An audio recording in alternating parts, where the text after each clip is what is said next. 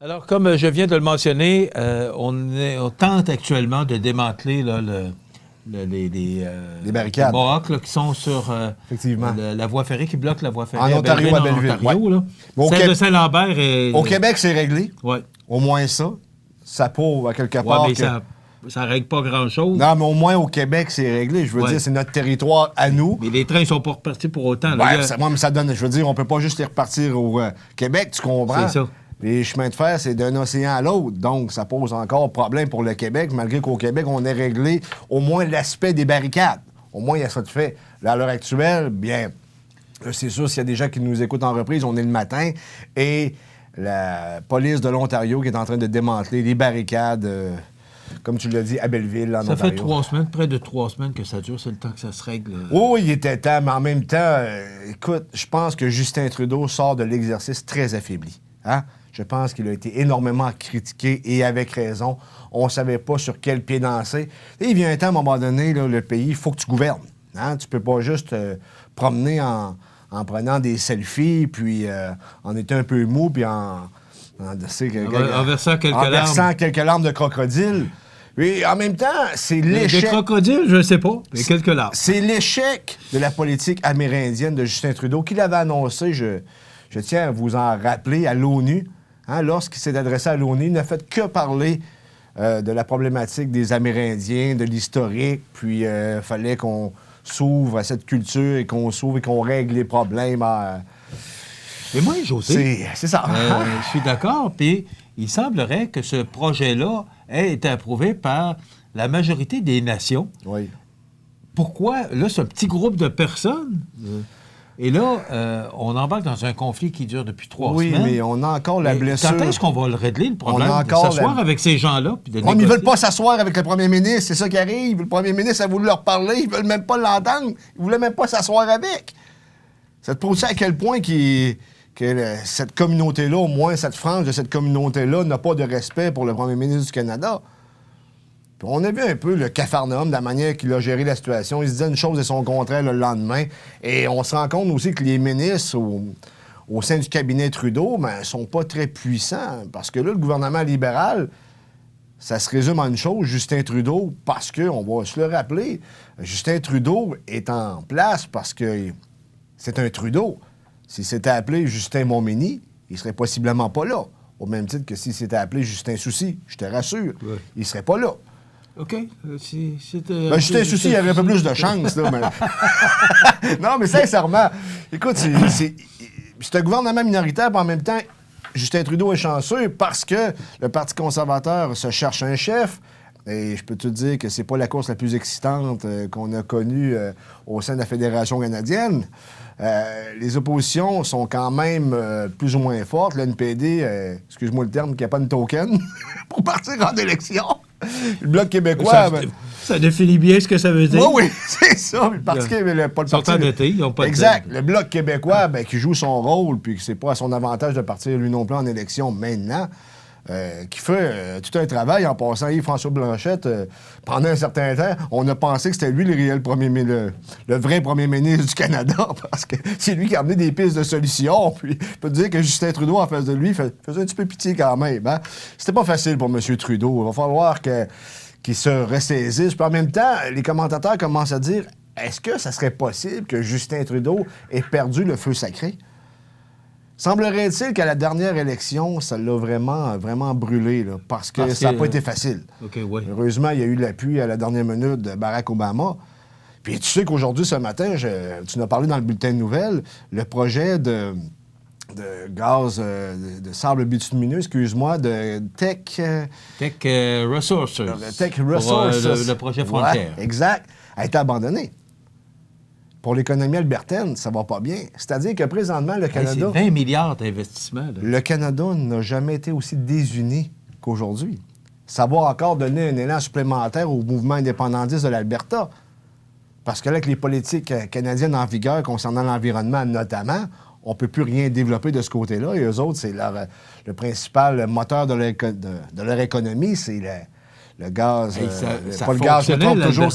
Il y a quelques années, l'Alberta, c'était une province sans dette. Oui, mais en même temps, il y a eu des choix, OK? Je te fais un petit comparatif rapide.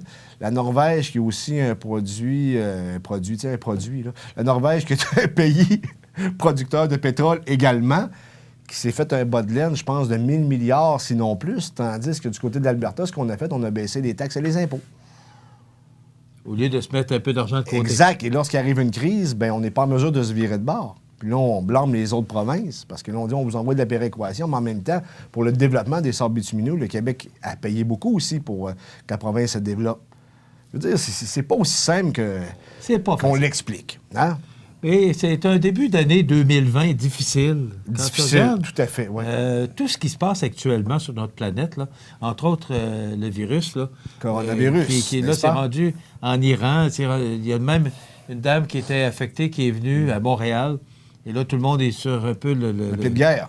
Sur le qui-vive, savoir est-ce que les gens ont été infectés. Ce qui se passe avec ce blocage, ça dure depuis 3 semaines. C'est pas facile. Je trouve que c'est un début d'année 2020. Espérons que ça va se rétablir, mais... Se rétabiliser? Oui. Je me suis repris très du verbe rétablir.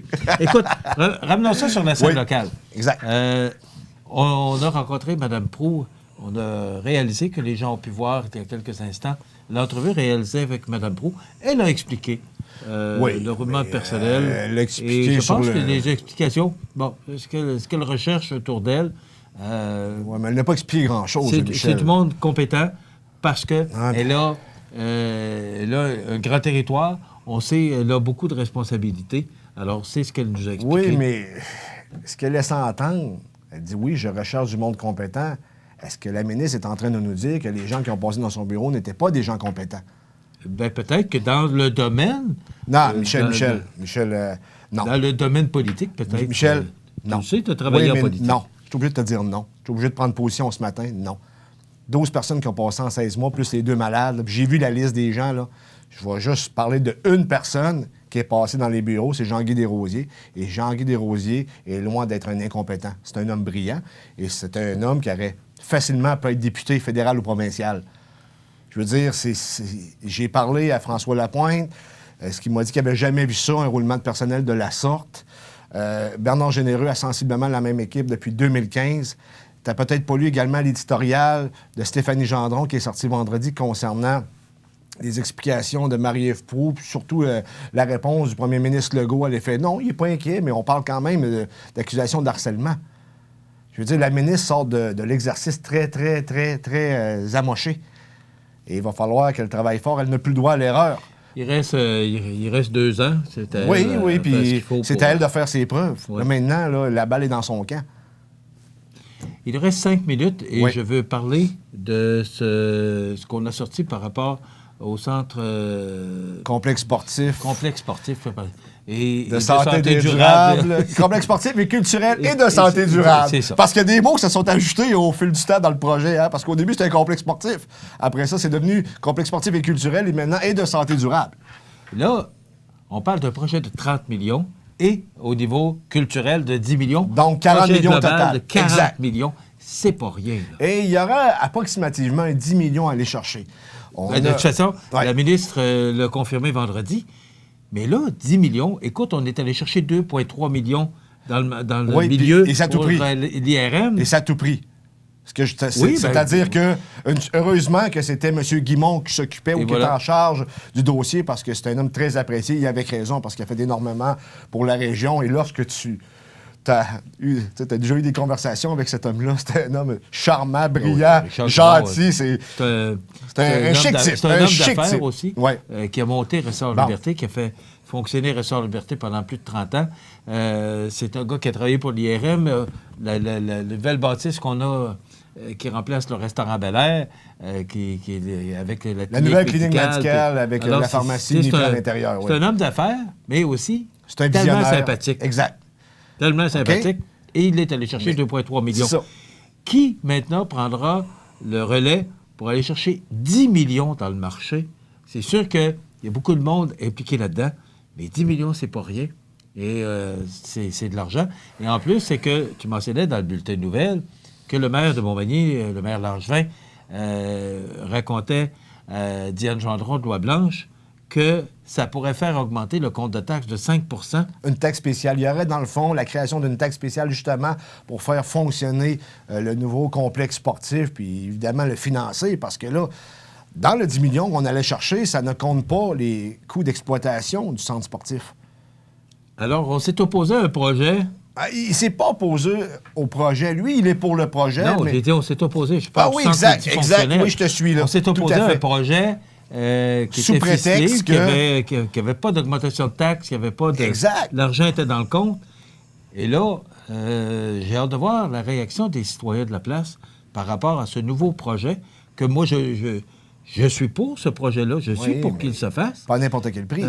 Mais pas à n'importe quel prix. Parce que, écoute, on a besoin, notre ville se développe, on a besoin de projets, mais là, ça commence à être... Parce que la ministre... Soulignons-le, c'est un beau projet. Oui. À même l'intérieur de notre école. Et, entre autres, on parlait de la piscine Guylaine-Cloutier. Écoute, on a besoin de réparer la piscine Guylaine-Cloutier. L'endroit a besoin d'amour, c'est clair. Alors, mais est-ce que c'est la priorité des priorités? Quelles sont les priorités? Est-ce qu'on a défini les priorités?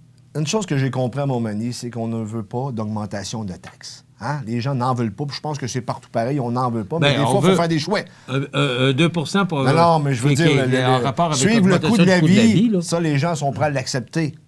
Mais une augmentation de taxes de 5 selon le maire Langevin, avec tout ce que j'ai vu concernant le centre d'immigration, le projet de centre d'immigration, ben, d'après moi, c'est pas signé. Puis en plus, si on commence la construction ultérieurement, on devrait voir ériger le nouveau complexe sportif. Là, je veux dire, il serait complété en mars 2024, le 8 mars exactement 2024, si on suit tous les plans et devis